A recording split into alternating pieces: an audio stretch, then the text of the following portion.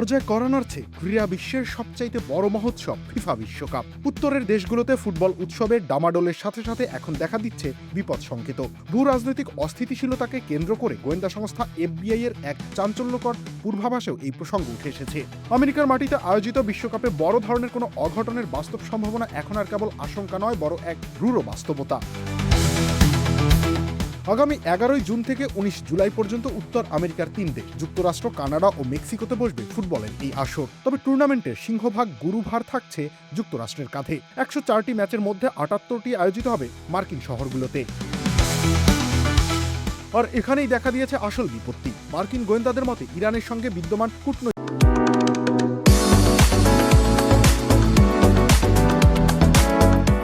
দ্বন্দ্ব এবং মধ্যপ্রাচ্যের ভূ রাজনৈতিক অস্থিরতা এই আসরকে সন্ত্রাসীদের লক্ষ্যবস্তুতে পরিণত করতে পারে। জনপ্রিয় সংবাদ মাধ্যম দ্য গার্ডিয়ানে প্রকাশিত এক সাক্ষাৎকারে নাম প্রকাশে অনিচ্ছুক এক FBI এজেন্ট আশঙ্কা প্রকাশ করে বলেন, পরিস্থিতি নিয়ন্ত্রণের বাইরে চলে যাওয়ার একটা বাস্তবিক ঝুঁকি থেকেই যাচ্ছে। এবারের টুর্নামেন্টে দল এবং ভেন্যুর সংখ্যা বেড়ে যাওয়ায় নিরাপত্তা নিশ্চিত করা গোয়েন্দাদের জন্য এক হিমালয় সম চ্যালেঞ্জ।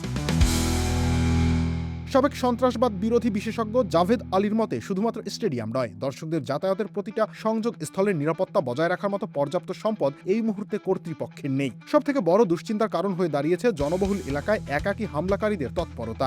সাম্প্রতিক সময়ে প্রেসিডেন্ট ডোনাল্ড ট্রাম্পের উপরে হামলার চেষ্টার পেছনে গোয়েন্দাদের মধ্যে যে কমিউনিকেশন গ্যাপ দেখা গিয়েছিল, বিশ্বকাপের মতো বিশাল আসরে তার পুনরাবৃত্তি ঘটলে তা হবে ভয়াবহ।